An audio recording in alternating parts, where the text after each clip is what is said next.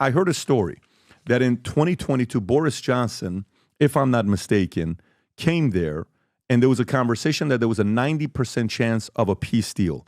But Boris Johnson influenced Zelenskyy to not reach a peace deal with Putin and Russia because the West would not support the type of peace deal. Is this a true story with Boris Johnson and Zelenskyy? I was a participant of the negotiations group. On March 29 in Istanbul, we signed an agreement. We come back to Ukraine on April 1st. And 1st, 2nd April, the 2nd, I believe, the Bucha tragedy is discovered. Then on April 9th, there was supposed to be a meeting of Putin and Zelenskyy, at which time the ceasefire was supposed to take place and open talks. Johnson came either the 4th or the 3rd. I don't remember exactly. I need to check on that date. And Rahamia, the head of the parliamentary majority of the ruling party, Zelenskyy's party, directly in an interview said that, yes, Johnson was the person who said, continue the war. That's his words. I do not know why he said that. Probably wanted to shift the responsibility over to the West. We have a tendency to do that. But I was not present at the meeting with Johnson. I did not receive information from Johnson. I don't have any direct testimony, people who could testify to that. One thing I can say, that the talks within Istanbul format continued until May 17, meaning another month and a half after that. They still were discussing them. And Rammstein, for example, was only on April 26 when the first coalition met for the first time by the Minister of Defense of the U.S., Austin, who brought armament for Ukraine. What exactly happened? If you're interested, I can tell you what I think. Because I'm looking at the timeline here. February 1st, 2022, Johnson travels to Kiev.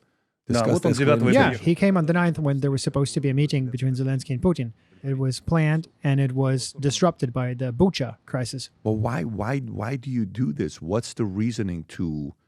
I think it was not only Johnson doing this. I think there were corresponding signals from Biden's administration. I don't know, but I think so, because Johnson as an argument wouldn't be enough. The main orientation is obviously, of course, the position of the American country. For us, it was most probably something along the lines of, okay, Putin is losing the war. His invasion has been thwarted.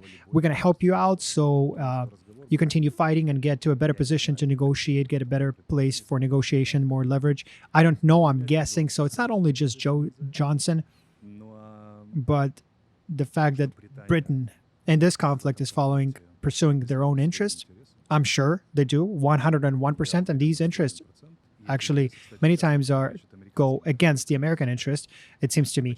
Why we listen to that, I don't know. It's a big question. For me, separate question. I think that we truly thwarted his invasion, and the Russians were really lost and confused in those talks. They were going to big concessions, and plus the emotional trauma from the Bucha. And it was a big mistake strategically to continue the war. Huge mistake on the Ukrainian side. What happened exactly? I'm just here in the realm of suppositions, assumptions when I'm answering this to you. Yeah, so I'm going through a timeline right now. Okay.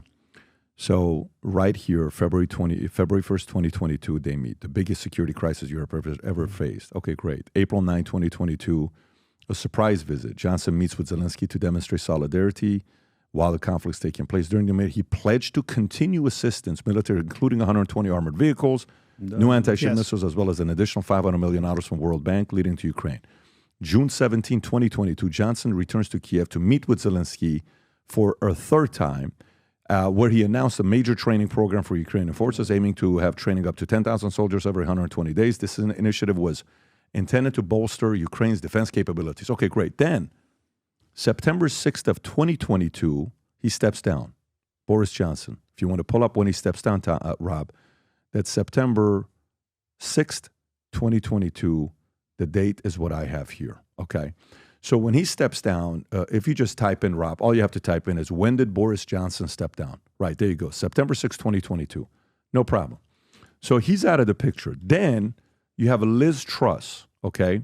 You're going to think I'm crazy when I tell you this, but the last 13 and a half years, I've been working on my first fiction book to write, ever. Fiction book to write. And while I finished this book, a year ago, I got the strangest phone call about one of the characters in the book where the guy wanted to meet with me, and he read the book. And afterwards, it's like, wait a minute, am I the villain in the book? This is a story about a character named Asher, who is half Armenian, half Assyrian, whose father was involved in the Iranian Revolution, linked to Savak, working with the Shah, that they escape and he gets recruited to a secret society. When you go to the secret society, it's been around for a couple thousand years. They've developed some of the craziest leaders of all time. And they test you. There's unique tests that they have at the society where they test to see your emotional mental toughness. One of the tests that they have is very rigorous. It's purely mental. Of course, there's a physical one, but one is mental and emotional. If you're Armenian, if you're Syrian, if you're Persian, this is a book you're going to be reading and saying, holy moly, this is the kind of stuff you talk about in here? Yes. If you're somebody that's fascinated by history,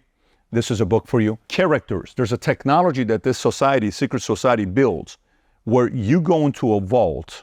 I won't spoil it for you. When you go down, they have a technology where you get to sit down and watch and have a 3-4 hour conversation with Tupac. You can set up a debate between Karl Marx and Ayn Rand. Karl Marx is in the book, who wrote Communist Manifesto.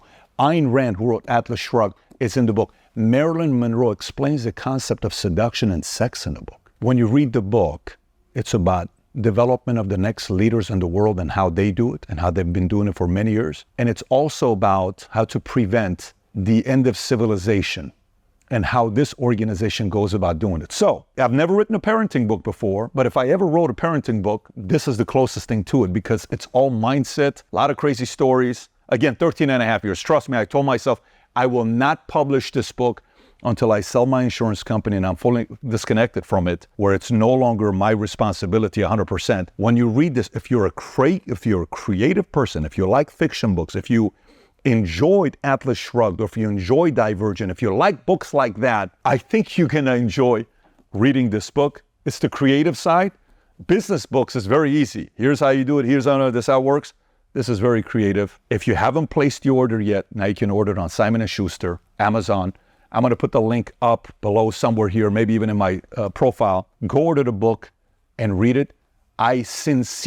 I've never written a book where I can't wait to read your reviews to see what you think about this book. So I'm going on this wild journey and we have some plans with this book here. If you support the things that I work on, I would appreciate you going and reading the book, order the book on Amazon, and then post a review. If you enjoyed this video, you want to watch more videos like this, click here. And if you want to watch the entire podcast, click here.